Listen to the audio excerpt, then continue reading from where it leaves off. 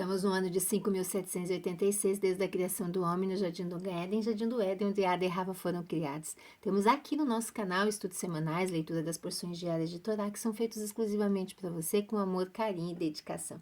Que o Eterno abençoe a tua vida, meu irmão. Que o Eterno te guarde, derrame sobre você muitas brahot. Receba aí, ó, meu abraço, né? Cheio aí de muita emuná, kavaná, parnassá e muita shalom. Shalom bate, shalom na vida, shalom na alma. Seguimos aí, então, hoje, eu, Nara Chaves, aqui no Torá e Prosa. Que o Eterno alcance você aonde você estiver, né? Se sinta amado e protegido e guardado pelo Eterno. Nós já estamos aqui no nosso quarto dia da semana de Yom Revi'i, nosso quarto dia aqui, bem no meio já da semana. Seguimos aí com o nosso novo mês, que já se iniciou, debaixo das bênçãos de Hashem, né? Sendo nutrido a nossa alma aqui, nosso espírito. Nós seguimos junto aí na Parashá Hukat, que significa regulamentos, que estão escritas no livro de Bamidbar, capítulo 19, versículo 1 até 22, capítulo 22, versículo 1. Primeiro aliá, que é o do nosso estudo, capítulo 19, aqui, versículo 1 até o versículo 17, né? A gente fica ali estudando somente esta parte aí da Parashá, onde deixei com vocês aqui, né, alguns ruquins ali que são inquestionáveis para nós, a menos aqueles que o Senhor deseja revelar, né, ali, que a gente sabe que muitos sábios, sim, e o Eterno se revelou a muito deles para trazer a nós as explicações.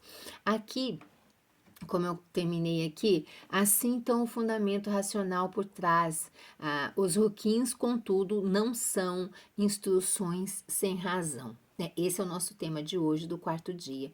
Os ruquins, contudo, não são instruções que não têm razão. A sua lógica, porém, ela é divina, e os maiores dentro do nosso povo foram capazes, então, de compreender cada uma delas, ou seja, compreender algumas delas, não todas. Assim, o fundamento racional por trás das instruções da vaca vermelha foi revelado de maneira, então, muito divina aqui a Moshe. O rei Salomão, por outro lado, que pesquisava as razões por trás das mitzvot e encontrou explicações para todas as outras, declarou que essa mitzvah ela era incompreensível. Salomão descobriu por que o shohet, que é o Magaref, deve seccionar o esôfago e a traqueia dos mamíferos, enquanto que para as aves é suficiente cortar apenas um desses órgãos e que peixes nem sequer necessitam de abate ritual. Todavia, ele confessou aqui: pensei que tinha sabedoria, porém a compreensão da mitzvah de Paradumá está muito adiante de mim. Correlete 7, 23. Então, Shelomó deixou escrito que ele encontrou respostas para algumas mitzvahs, mas a mitzvah aqui da vaca vermelha ele não conseguiu encontrar. A fim de apreciar plenamente suas palavras, nós exploramos a profundidade do âmbito da sabedoria, então, de Shelomó. Elohim deu a Shelomó bastante sabedoria e compreensão, a extensão de conhecimentos como a areia da beira do mar. Primeiro Melahim 5, 9. Este versículo implica que a sabedoria de Shelomo equivalia à sabedoria do povo judeu, que era tão numerosos quanto a areia da beira do mar. A capacidade de seu intelecto era superior e de qualquer outra pessoa. Por isso ele conseguia então captar o que se passava na mente do outro. Consequentemente, seu julgamento era verdadeiro, mesmo em casos nos quais os fatos eram obscuros, como demonstra aqui na história seguinte, né? Como aconteceu, a gente sabe que o rei Salomão, o Eterno disse: o que você quiser, pede a mim. Ele disse, né, em vez de Salomão pedir riquezas, ele disse: Senhor, eu quero sabedoria. E ele se tornou, da sua época, o homem mais rico. Então, nós vemos aqui a importância aqui, como ele era dotado aqui de muita sabedoria, né? 3 mercadores judeus estavam juntos numa jornada quando se aproximava aqui o Shabat. Eles decidiram enterrar o seu dinheiro em determinado local e descansar até depois do Shabat, desenterrá-lo e continuar o seu caminho. Na escuridão da noite, enquanto os companheiros dormiam, um deles aproximou-se sorrateiramente no local secreto, desenterrou o dinheiro e escolheu em outro lugar. Procurando dinheiro depois do Shabat, os mercadores perceberam que este desaparecera, uma vez que ninguém mais sabia do local secreto. Um deles devia ter roubado o tesouro, mas qual? Cada um acusava o outro, dizendo: Você é o ladrão. Incapazes de determinar o culpado, decidiram viajar até Jerusalém e submeter-se o caso então ao rei Salomão. Salomão ouviu atentamente o relato e mandou-os retornar no dia seguinte. Ao voltarem à corte, o rei declarou: Sei que todos vocês são mercadores perspicazes. Antes de julgar o seu caso, eu gostaria de ouvir a sua opinião acerca do outro caso que me foi apresentado. Os 3 ouviram com atenção o rei Salomão relatar o seguinte incidente: um menino e uma menina cresceram no mesmo bairro e prometeram não se casar sem o consentimento um do outro. Mais tarde mudaram-se e perderam contato. Quando a menina chegou à idade casadoura, ficou noiva de um jovem de sua nova cidade. Mesmo assim, não se esquecera da promessa feita na infância. Ao se aproximar a época do casamento, vendeu os seus pertences pessoais a fim de levantar fundos para empreender uma longa jornada à sua cidade natal para procurar o antigo vizinho. Viajou à sua cidade e encontrou e explicou que estava noiva de outra pessoa. Pediu-lhe para libertá-la e em seu lugar aceitar o dinheiro que conseguira. O jovem valorizou os sofrimentos pelos quais ela passara para ser fiel à promessa. Apesar de lhe ser difícil, disse-lhe que esteja livre para casar-se com outro. Recusou o dinheiro que ela oferecera e ela partiu então em paz.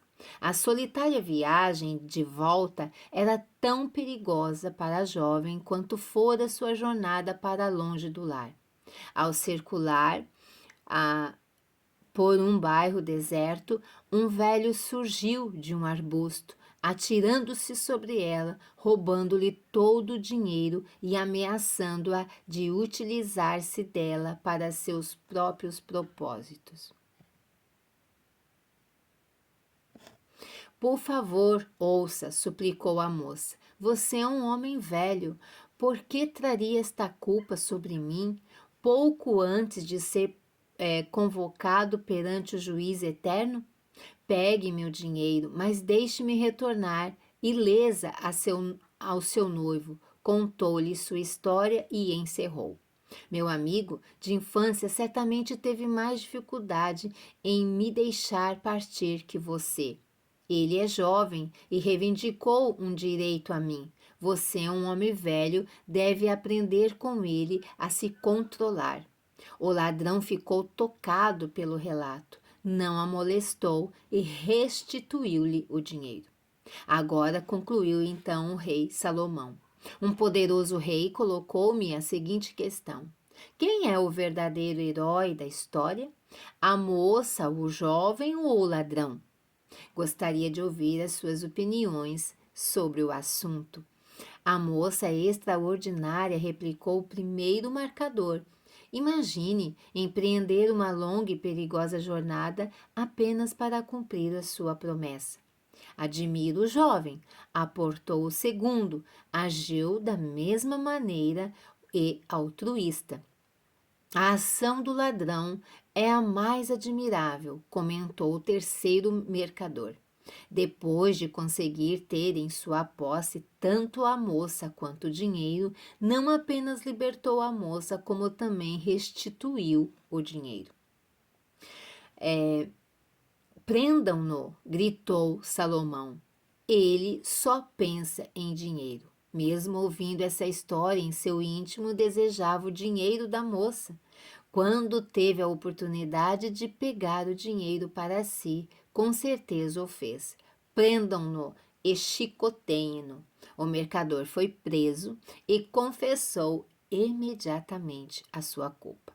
Salomão era perito em todas as ciências, superando os seus ancestrais. Por exemplo, o seu conhecimento sobre os animais era maior que o de Adão, que deu o nome a cada espécie de acordo com suas características essenciais. A sua compreensão sobre a astronomia ultrapassava o de Abraão, um mestre dessa ciência. A sua perícia em negócios de Estado excedia o de Yosef, ele próprio um legislador habilidoso. Também era melhor linguista que Yosef, que falava 70 idiomas. Salomão brilhava mais que os reis e nações de sua época em todos os ramos de ciência. E apesar dos reis egípcios se orgulharem de seu conhecimento em astrologia e competência, o rei Salomão era superior, como demonstrara o seguinte incidente. Então, nós vimos aqui que, apesar de tudo isso, irmãos, né, apesar de todo esse conhecimento aqui, ainda Salomão, ele ficou ali sem entender aqui o Ruquim, né, da vaca vermelha.